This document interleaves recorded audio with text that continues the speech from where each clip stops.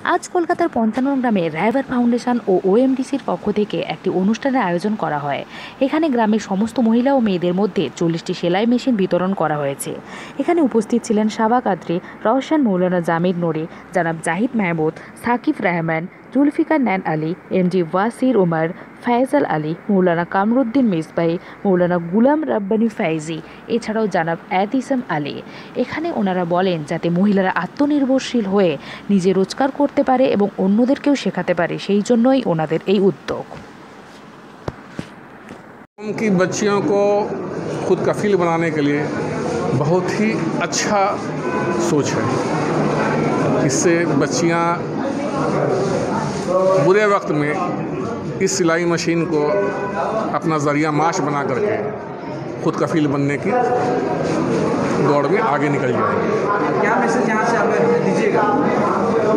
Message यही मेरा कि इस किस्म का काम जो आज रहबर फाउंडेशन कर रहा है, ऐसा ही अगर हर मोहल्ले में अगर इस तरह का काम होता रहे तो हमारी कौम किसी के मोहताज नहीं रहेगी, वो खुद ब खुद तरक्की कर जाएगी।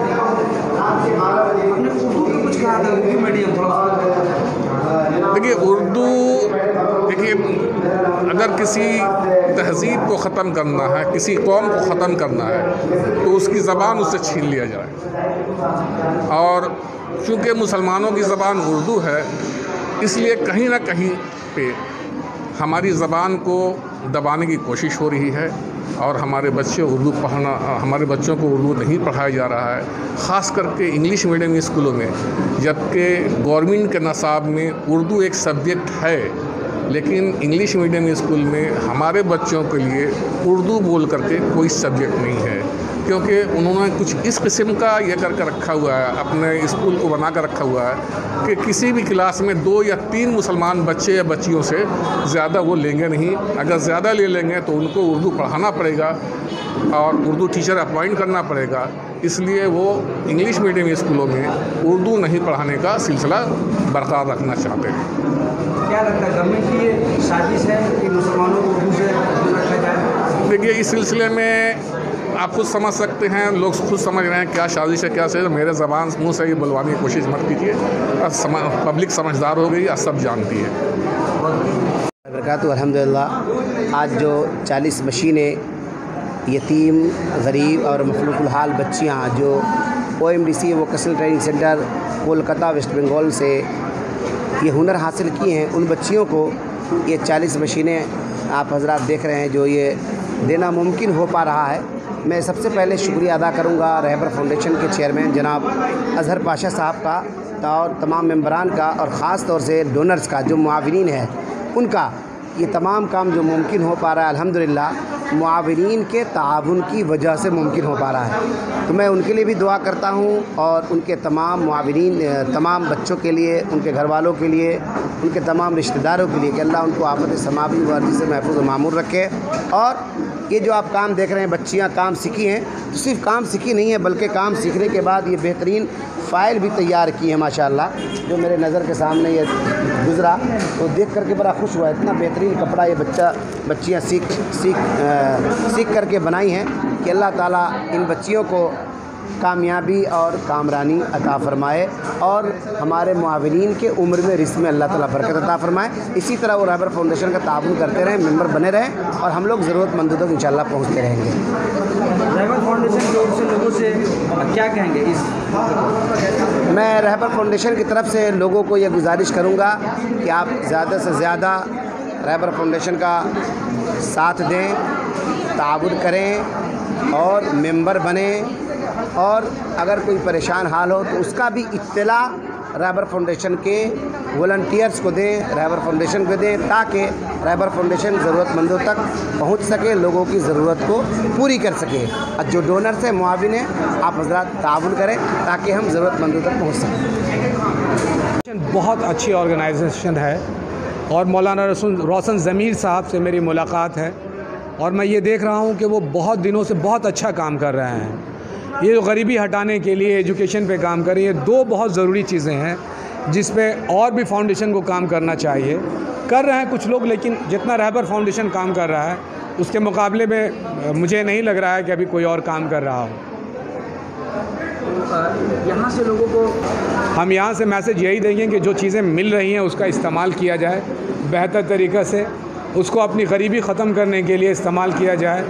टाइम मैनेजमेंट, टाइम को यूटिलाइज़ किया जाए। औरतों को जो मिला है कि किसी का हार्ड अर्न मनी से मिला हुआ है, वो भी हार्ड अर्न मनी को इस्तेमाल करना सीखें। अगर वो उसको इस्तेमाल करेंगी तो हम लोगों को और रहबर फाउंडेशन सबको खुशी होगी। गुर्बत की वजह से बहुत ज़्यादा परेशानियां हैं, आदमी गुनाह भी करता है। ये चीज़ गुर्बत को ख़त्म करेगी, भूख को ख़त्म करेगी और इससे पैसे कमा के अपने बच्चों को वो लोग पढ़ाए लिखाएं। यही मेरा मैसेज रहा है। रहबर फाउंडेशन जो काम कर रहा है बेमिसाल है, बेमिसाल काम है। इतने लड़कियों को सिखाना और सिखाने के बाद उसको सिलाई देना और इससे वो अपना 2 पैसे का रोज़गार करना, ये बहुत बड़ी बात है। आज समझिए जो 50-60 मशीनें हैं, इनके 50-60 घरों में जाएंगे, उसके ज़रिए 50-60 हज़ार लोगों ने सीखेंगे। मैं बहुत शुक्रगुजार हूँ मौलाना रोशन जमील साहब जो ये काम कर रहे हैं। रहबर फाउंडेशन के लिए तहे दिल से शुक्रिया अदा करेंगे, खास करके जो कन्वीनर हैं ऑल इंडिया के मौलाना रोशन जमील साहब, जो इन्होंने इतना बड़ा कदम उठाया है। यही कदम नहीं बल्कि लॉकडाउन में खाना देना, अफवान तूफ़ान में अनाज देना, तिरपाल देना, मतलब सारी चीज़ों, सिर्फ यही इनका काम नहीं हो रहा, इनका काम पूरे भारत में हो रहा है। बहुत ही अच्छा काम कर रहे हैं, स्पेशली वो लड़कियों के लिए जिसके फादर्स नहीं है, पेरेंट्स नहीं है। बहुत ही बेटर काम है क्योंकि लड़कियों के लिए एजुकेशन ही नहीं इंपॉर्टेंट है, जबकि एक्स्ट्रा एक्टिविटीज़ भी इंपॉर्टेंट है। और ये ऐसा एक्टिविटीज़ जिसमें एजुकेशन की ज़रूरत नहीं होती है, तो जिसके पास पैसे नहीं है, तो एजुकेशन नहीं दे पा रहे हैं, तो उसके लिए बहुत बेटर हो जाता है कि चलिए वर्क एट होम हो जाता है, घर पर बैठे बैठे काम कर सकते हैं, बाहर जाने की भी ज़रूरत नहीं है और अपने लिमिट में रह के भी काम कर सकते हैं। तो लेडीज़ के लिए ये बहुत ही अच्छा अपॉर्चुनिटी है और ये लोग बहुत अच्छे काम कर रहे हैं। लेडीज़ ही के लिए नहीं, जो यहाँ पे यतीम लड़कियाँ भी हैं और जिसके के शौहर नहीं है, तो वो लोग भी क्या कर सकती हैं, डिपेंड नहीं हो सकती, किसी और के सामने हाथ नहीं फैला सकती हैं। तो बेटर है कि अपने से खुद से मेहनत करके, दूसरे से मांगने से अच्छा खुद से मेहनत करके कमा सकती हैं। तो ये लोग बहुत ही अच्छा काम कर रहे हैं उनके लिए जो ज़रूरतमंद है।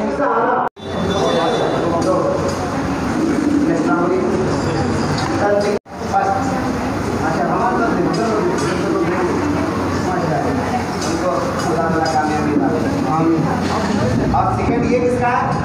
दिलकर भाई के सामने आप सब में हाथ देने वाले। अरे शाकिर है, सब यहाँ शाकिर। ये इनका लाया हुआ है।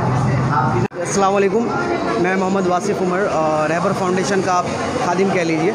आज रहबर फाउंडेशन की तरफ से जो सेल्फ़ एम्प्लॉयमेंट प्रोग्राम किया जा रहा है औरतों के लिए, लड़कियों के लिए, वो समझ लीजिए अभी जो हमारे देश में आप सब सुन रहे होंगे, एक वर्ड बहुत ही हर जगह अभी फेमस हो रहा है, बहुत ही ज़्यादा, जिसको कहते हैं आत्मनिर्भर।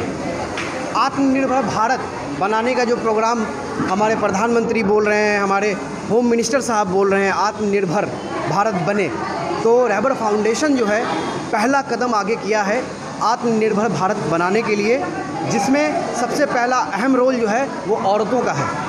तो उसमें जो है औरतें आत्मनिर्भर कैसे होंगी, तो उनके अंदर जो स्किल है, जो उनके अंदर एक टैलेंट है सिलाई का, जो कि वो सीखी हैं रहबर फाउंडेशन के ही सेंटर से।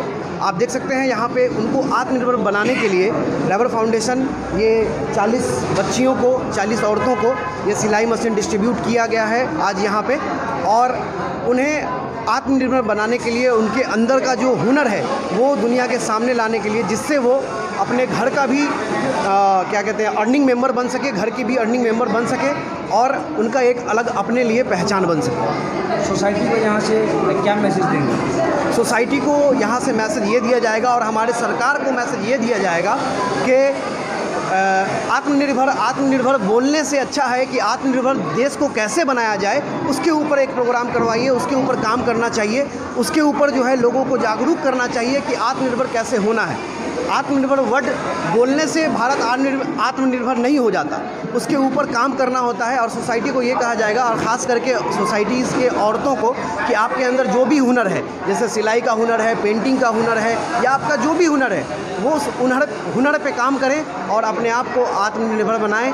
और अपने साथ साथ अपने फैमिली का भी सपोर्ट बने। इससे पहले कुछ भी नहीं थे, एक हाउसवाइफ थे और आज के इसमें मतलब मैम से बहुत सारी उम्मीदें मिली, हौसला दिया उन्होंने, तो आज मतलब सिलाई सीख चुके हैं। और ऐसा है कि सिर्फ सीखे नहीं हैं, काम भी कर रहे हैं, साथ में अपना भी सी रहे हैं, दूसरों का भी सी रहे हैं, तो बहुत सारा हेल्प हो रहा है इससे। सिलाई मशीन से क्या आप दूसरों को भी सिखाइएगा? जी हाँ, अगर ऐसा अपॉर्चुनिटी मिलेगा तो ज़रूर सिखाएंगे इंशाल्लाह। दूसरे औरतों के लिए क्या कहिए? दूसरे औरतों के लिए भी यही कहना चाहेंगे क्योंकि हमारे कास्ट में बहुत कम औरतों को घर से बाहर निकलने की ये मिलती है, तो जो औरतें घर से बाहर नहीं निकल सकती उनके लिए बहुत ही अच्छा है वो सिलाई सीखें और काफ़ी कुछ कर सकती है सिलाई सीख के, अपने घर में भी काम कर सकती है और घर के काम के साथ साथ हम ये भी कर सकते हैं आराम से, तो मतलब टाइम मैनेज हो जाता है आराम से। हम लोग कदम से कदम आगे बढ़ा के काम को आगे बढ़ाने की कोशिश करते हैं। जो बेरोज़गार हैं, जो बीमार हैं, जो शादी का मसला है, उसके लिए हम लोग हेल्प करने को तैयार हैं। किसी चीज़ की किसी आदमी को ज़रूरत हो, यतीम बच्ची हो, रबर फाउंडेशन से ताल्लुकात रख सकते हैं।